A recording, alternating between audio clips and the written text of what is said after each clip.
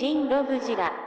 Today we're going to be talking about the Bandai movie monster series Battra Larva form from Godzilla and Mothra: The Battle for Earth, or Godzilla vs. Mothra 1992. Alright, so why don't we take a closer look at this tag before we get started, and I'm actually quite a big fan of this tag. It's cool and moody. I mean, yeah, it's a little fuddy here and there, but just like the overall blue tone in comparison to everything that's on the figure, I think this is cool. On the back, we're going to see Godzilla vs. Mothra, movie monster series. The side of the tag over here is actually cut out to the front of Battra's head. Way to shake it up there, Bandai. And when we take a look on the inside, we get what we normally get. And now we toss Battra into its non-existent cocoon form because homie just decided, yeah, I'm gonna transform now. Right off the bat, we're going to talk about the horn because it is not screwed up at the tip, and it's actually got a bit of a dual color thing going on right here. We've got this very lightish yellow with a combination of this darker, more mustardy yellow. It kind of looks a little weird from different sides. Like from the front, oh yeah, it's there. Cheese fries, steak fries, covered in cheese. And then you get over to the side and you can see that it's got the two-tone thing going on. Don't know who, what, why, where, when, if, how, maybe. But hey, it's not bad. I don't think it's bad. It's a little obvious from far away, but whatever. The yellow on the horn is going to follow all the way down to the sides of Battra's face in a way that I think looks pretty cool. It's got a bit of a gradient effect going on there. Battra's tusks are essentially going to get the exact same thing, but what I really like on the face over here are these very evil-looking eyes, and it almost looks like the eyes are metallic. I think they might actually be metallic, but they're evil, they're slim, they're shiny, they pop out in comparison to everything else on the figure. I dig it. The teeth are going to be a nice mustardy yellow, just like the horn up here, and they're not going to be white, unlike Imago Battra. Yeah, I'm still pitching a tent about it. It's what I do. And just overall, the detail on Battra's head, his face, the forehead, she, is Battra a male or a female? I don't remember. It's edgy Mothra, so who cares? It all looks pretty good. Not the greatest, which is weird, but when you look at the sides over here, you can see a lot of really, really nice detail. It's just from this front-on shot, it almost looks like it's missing something. I don't know. But hey, yo, we will get detail on the bottom of Battra's mouth and neck. Now we can take a look at the wormy titty area over here. We've got some nice detail for the underside of Battra's belly. Some mustardy yellow little horny legs, thorny legs, whatever you want to call them. Two of those big jamooks over here, which look like gigantic legs. Lovely, lovely detail along the sides of these legs and on the side of Battra overall. This is fantastic. It's like an armored caterpillar. Listen to Slipknot for the first time in its life. And yet again, impressing with detail where they may upset with paint. I love, love, love how this looks. And we'll get some nice detail on the bottom side of the figure as well. Clearly, it won't be painted at all, save for these little, butt pincers. Yep, they'll be painted and they'll be detailed. We'll take a closer look at those once we, get to them. The red little ovals will be painted until about this area over here. The detail is really, really nice. I really do wish they could have just sucked it up and done all this, because it's like,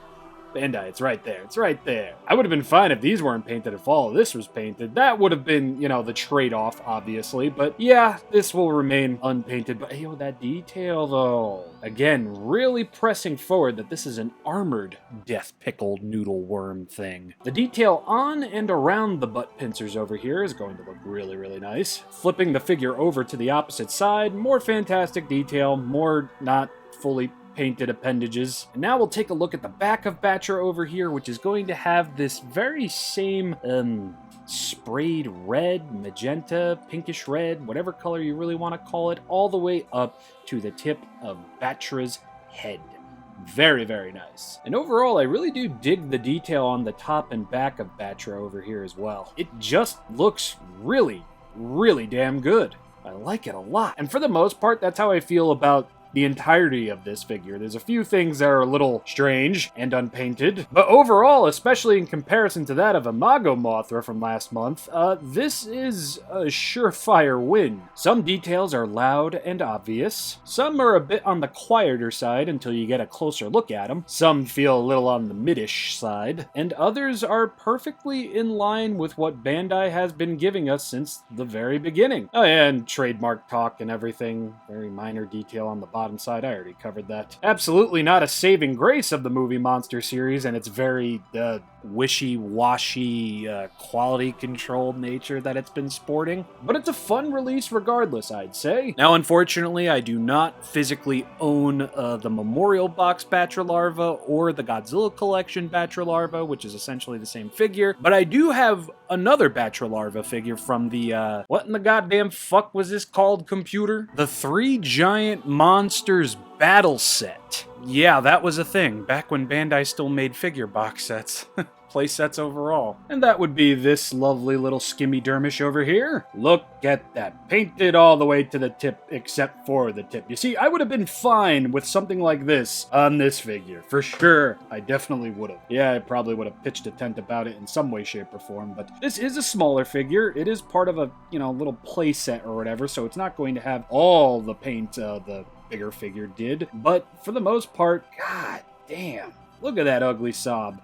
That is fantastic. Save for having a little bit more paint, this guy actually has articulation at the mid portion of his body. Whereas this figure, there will be nothing over here, and there will be nothing over here. This is all one solid, very squishy,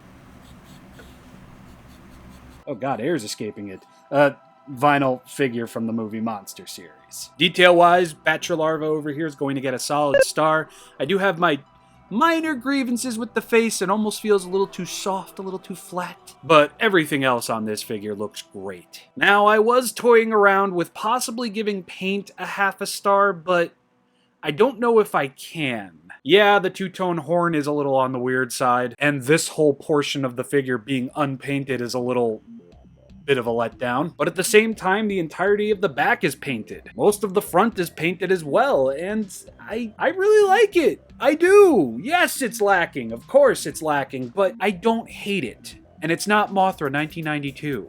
So I'm going to give paint a solid star. And now, I think we can just move on over into size comparisons. Size-wise, I think this figure is just fine. It's not too small, it's not overly large, although I don't think people would be complaining if it was overly large. And I think, don't quote me on this, it's around the same size as the original 95 Memorial Box Battra release, possibly?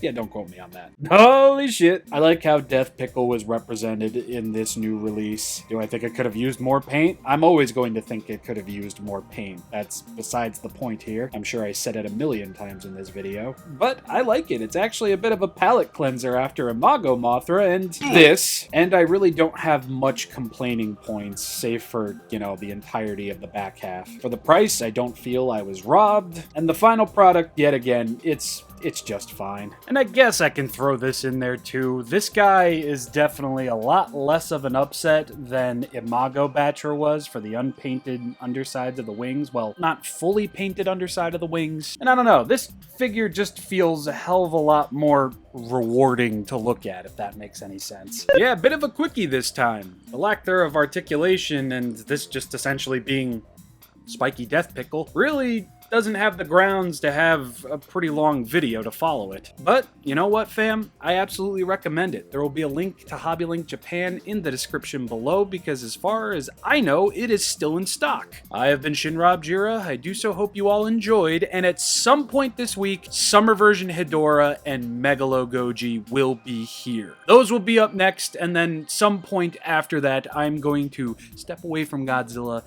and we're going to talk about Nendoroid Sadako, because yeah. Bye.